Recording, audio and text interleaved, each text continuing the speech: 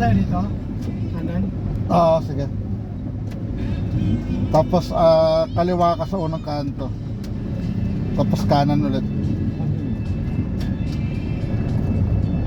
Pagkita ng kanto dyan, kaliwa. Tapos unang kanto kanan.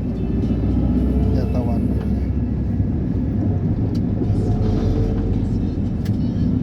Kasi sarado yung may sinara nila yung kalye doon kanina eh. Ayan, tapos kanan tayo dyan sa ano. Bakit na lang para diretso sa ano? Kanan na nga dyan, tapos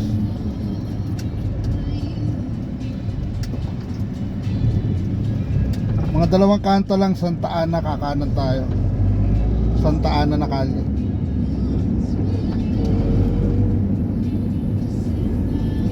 Pareho lang din yan eh, pero mas Di ba ito one way? hindi, hindi. Gabi naman, wala naman ang ano. Dapat doon tayo sa kapila.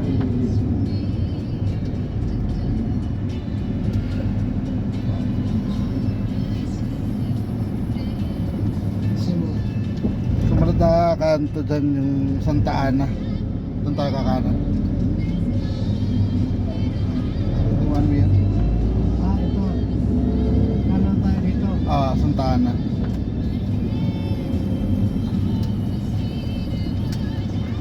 Tamang signboard. Ano sa mga kanto. Diretso na lang. Tapos diretso na tayo kahit hanggang dun sa may St. Anthony na medical.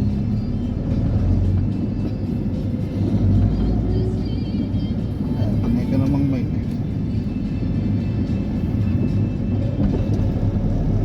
Siguro pag nandun tayo sa Marcos, nasa Robinsons pa tayo.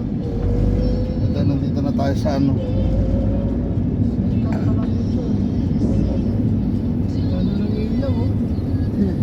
Yabang. May Puro mayabang. yabang lang yan. Ha? Puro yabang lang yan. Di naman yan ano. Di naman yan namimigay sa mga tao. Pailaw-ilaw ka, mamigay ka rin. Ayun. May makakita. Nag-Halloween ang mga bata. Dami-dami niyang dekorasyon. Nung pumasok ang mga bata, wala man lang naibigay na pagkain. Tawid na lang tayo, tapos kaliwa tayo dun sa may hospital. Yun lang. Puro lang sa yabang yung dekorasyon niya dyan. Wala man lang sa maibigay na ano.